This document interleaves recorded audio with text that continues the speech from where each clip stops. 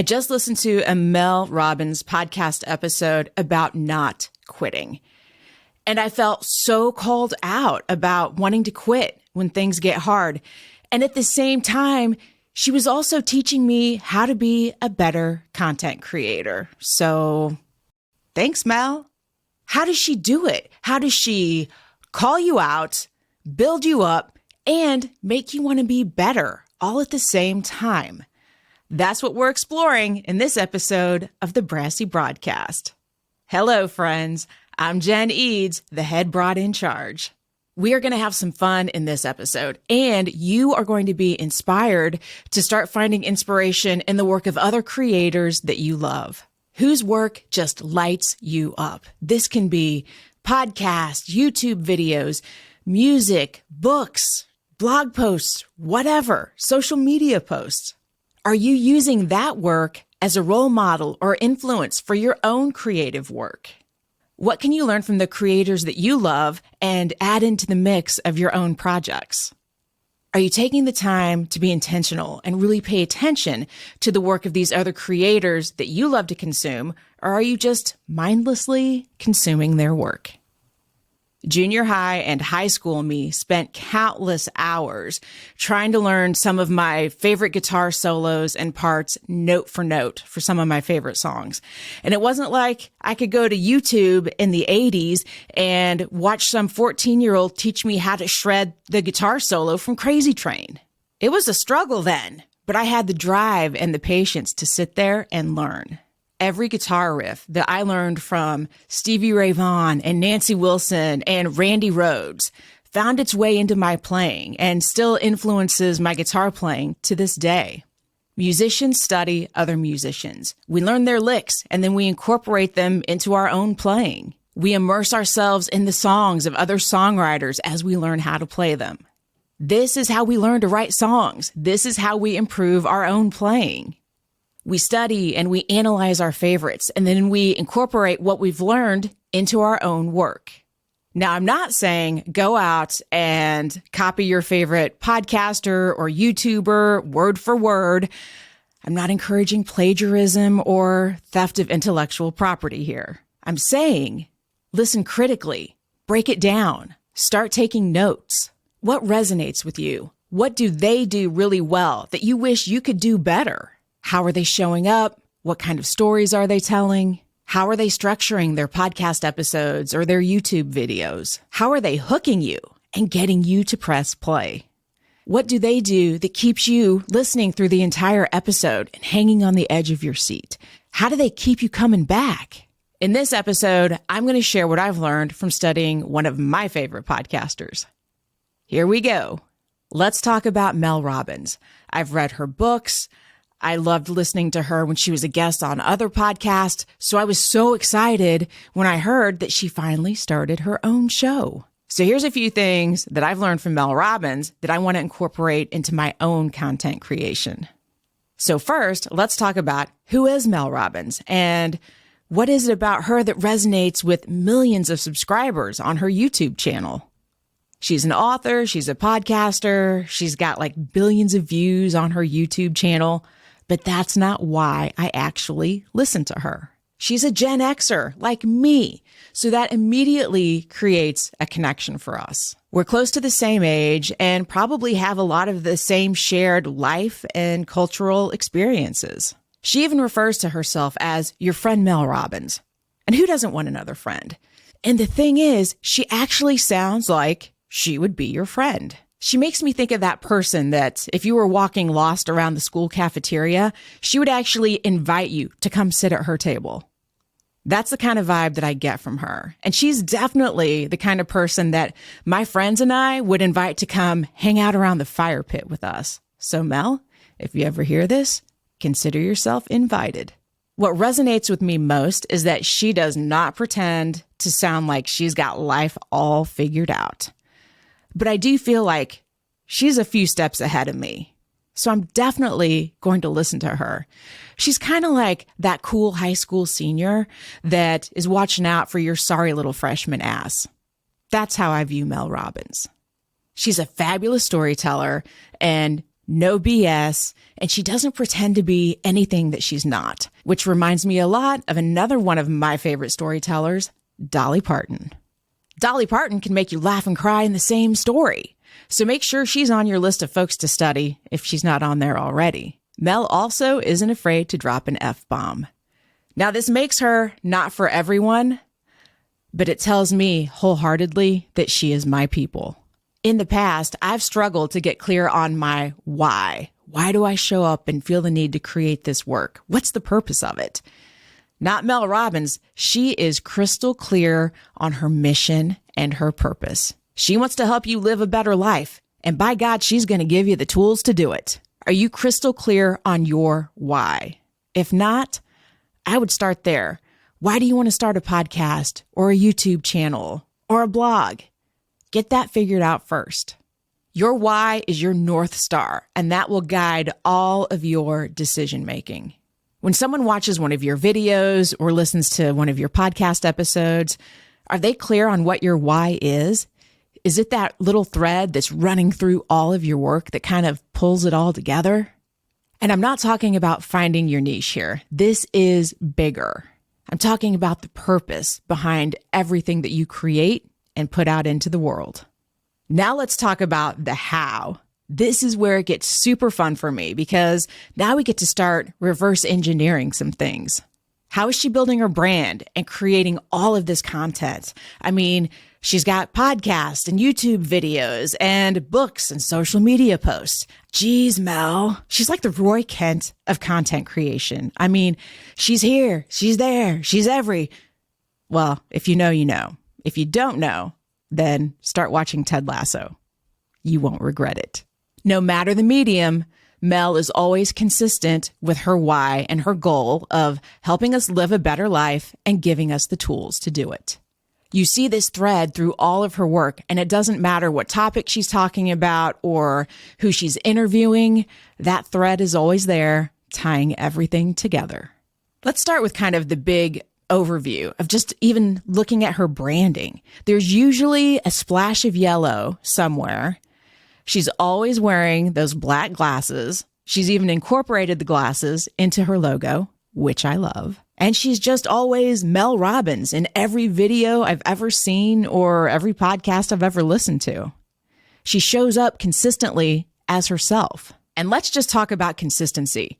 That has been one of my biggest struggles as a podcaster and video creator. She's showing up and intentionally creating with the purpose that she is going to repurpose a lot of this content across multiple channels. So you're going to see it on YouTube. You're going to hear it in the podcast. You're going to see little clips on social media. She's going to take something that she talked about in the podcast and talk about it on Instagram. She and her team are getting the most they can out of every single piece of content. And I like how she mixes it up on Instagram. It's not always the same old thing. It's not always, here's a clip from the podcast and here's my latest podcast episode.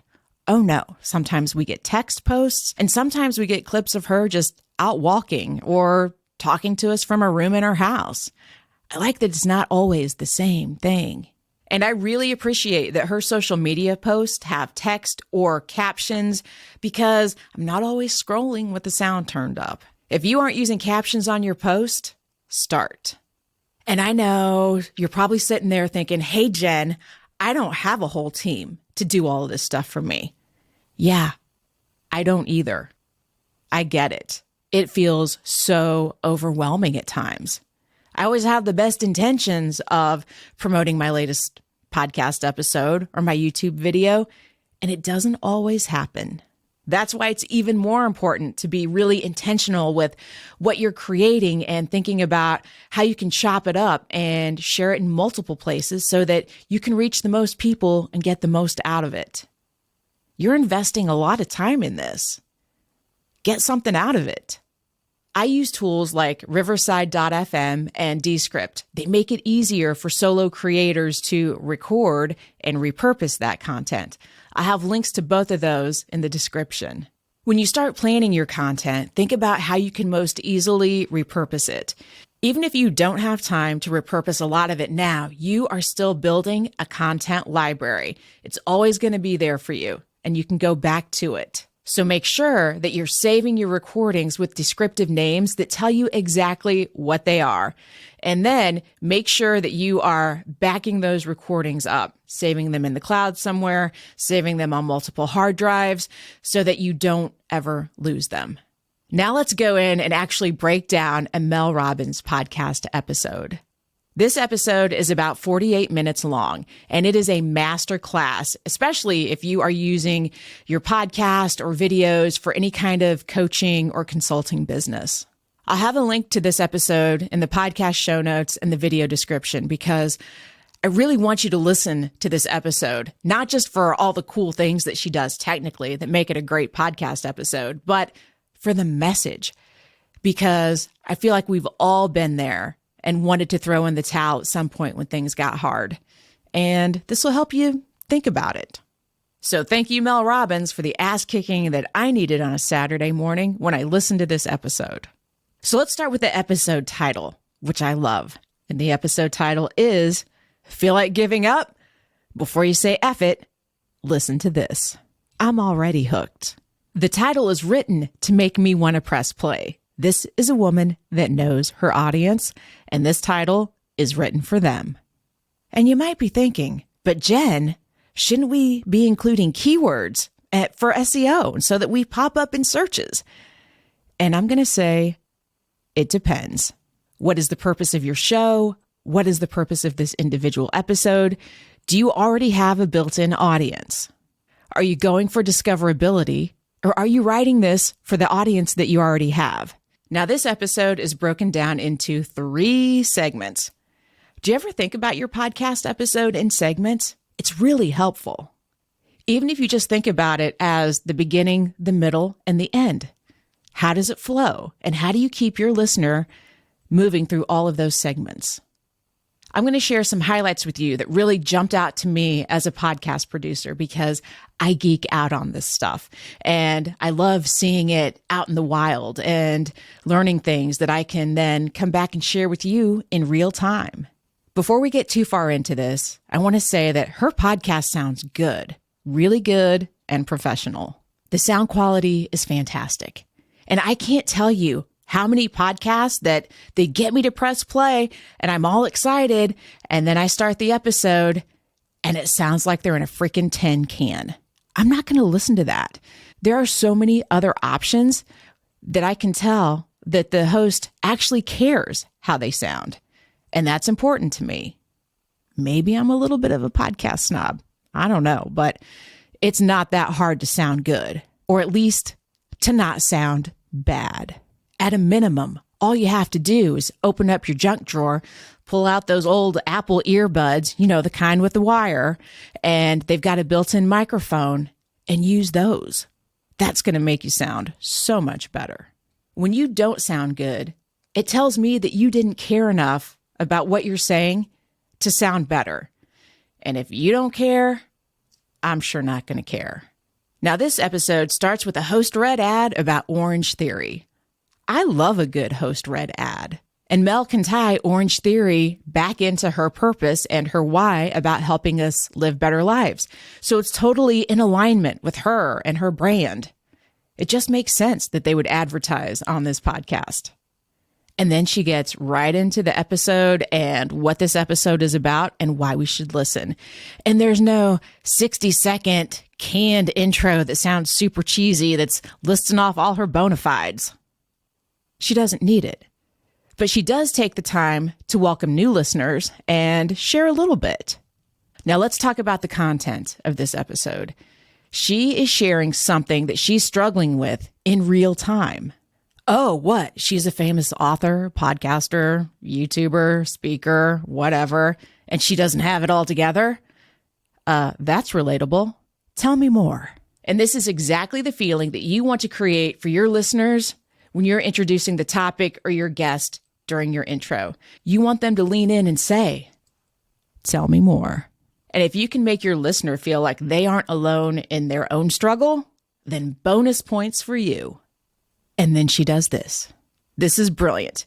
If you want to increase downloads from your back catalog of episodes, check this out.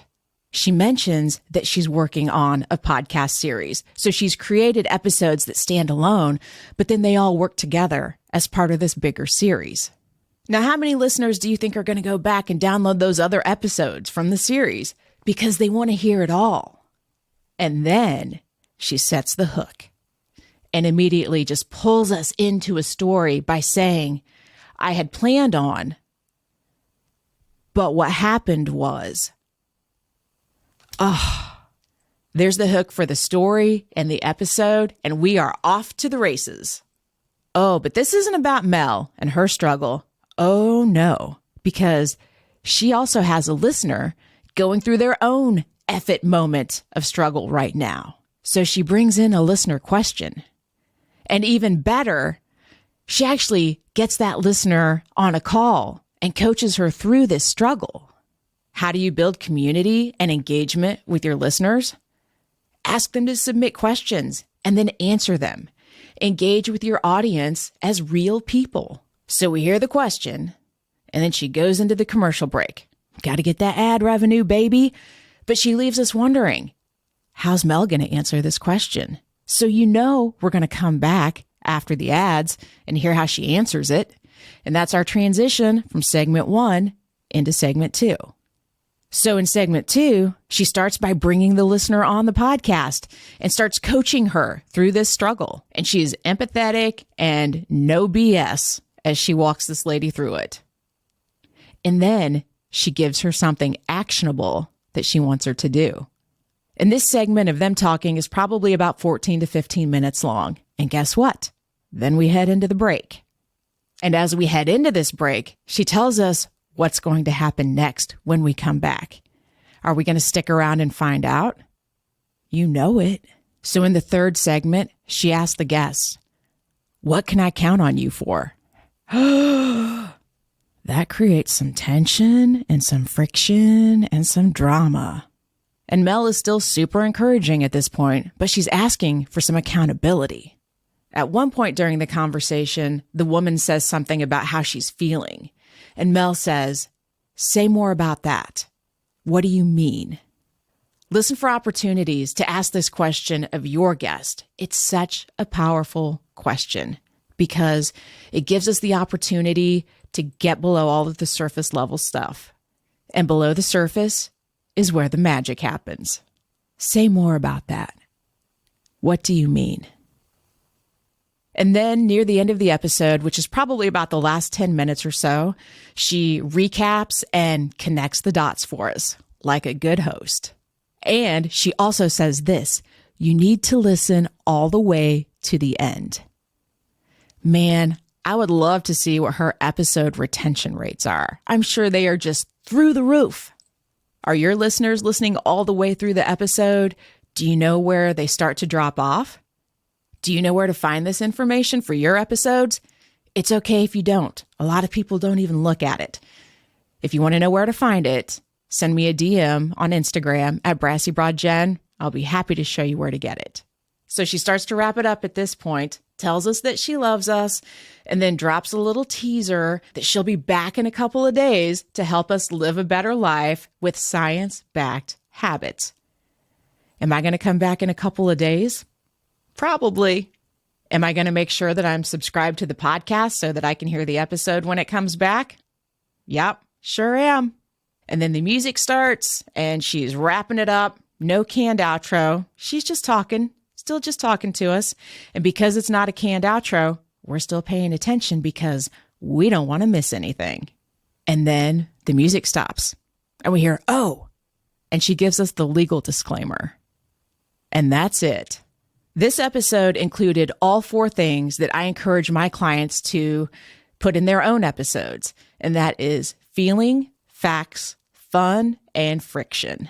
I learned about the importance of including those first 3 elements, the feeling, facts, and fun, in an episode that I listened to with Chris Doe and Brendan Kane. And I'll put a link to that in the show notes and description. If you are creating any kind of content, whether you're trying to make a viral video or a podcast or YouTube video, I can't recommend this episode enough. And then that fourth element of friction, if you read anything or watch any videos about storytelling, you always got to have friction in there, some kind of drama, some kind of tension, some kind of stakes. That's what is going to keep your listener engaged.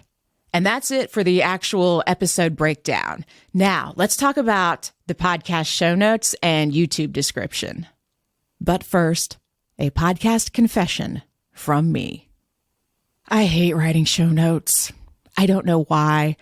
Probably because I just want to record, edit, and publish the episode and get on with my life. But I have to say, looking at her show notes, I'm inspired to do better. Look, there it is, the transformation that we want for all of our listeners.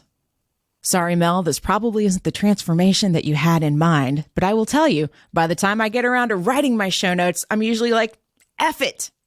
And I do the absolute bare minimum.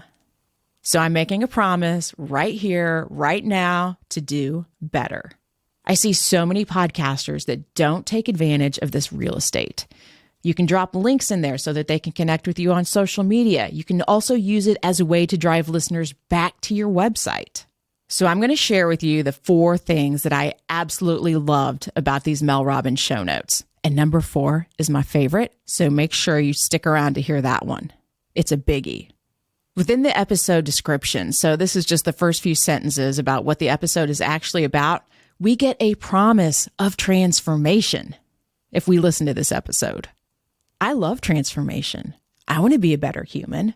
I want to write better show notes. Here's the caveat. If you are making a promise about transformation or anything else, you better deliver on that promise in the episode. You want to build trust with your audience. And delivering on promises is one way we can build trust. We also get timestamps with highlights from the episode, and pay attention to how the descriptions are written for what is happening at each timestamp. I'm not going to tell you. Go look for yourself. I hope that using this episode as an example and talking about how much I love it actually gets her some more downloads. Not that she needs my help. And the third thing that really jumped out at me was she's using this description in both the YouTube video and the podcast, almost like just a little mini show notes or mini description. She's got a link to take you back to the website so you can get the full episode show notes along with links to the resources and articles that she cites. Are you citing your resources when you mention someone else's work in your episode? You should be. Okay, and here's number 4, my absolute favorite. This is brilliant. This is how you get someone to share your podcast without asking them to share your podcast. So she includes a PS, and it reads, if you're frustrated with somebody in your life who keeps calling it quits, let me do the honors and deliver the ass kicking for you. Come on. That is brilliant. I don't hear an ask in that. What I hear is, let me help you. All right, friends, let's recap this masterclass from Mel Robbins and her team. Number 1, the first thing you need to do is figure out your why if you haven't done that already. Number 2, who? Who should you study? Pick someone that you admire, that their work really resonates with you. Who's somebody that's doing that thing that you want to do? And then study how. How are they creating the content? How are they using their platform? How are they branding it? Where are they sharing it? What are they repurposing? How are they engaging with their audience? Dive in, make notes, analyze it, and implement what you're learning. I want to know who you are studying as your role model or influence in the way that you want to create and show up in the world.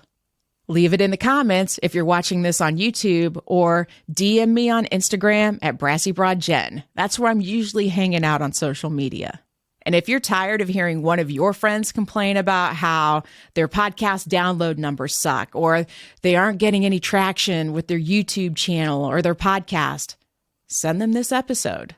Now you've done something to help, and the rest is up to them. And if you're thinking about starting your own podcast, or maybe you're stuck with something on your current podcast, book a consulting session with me. I'll have a link in the show notes and the description.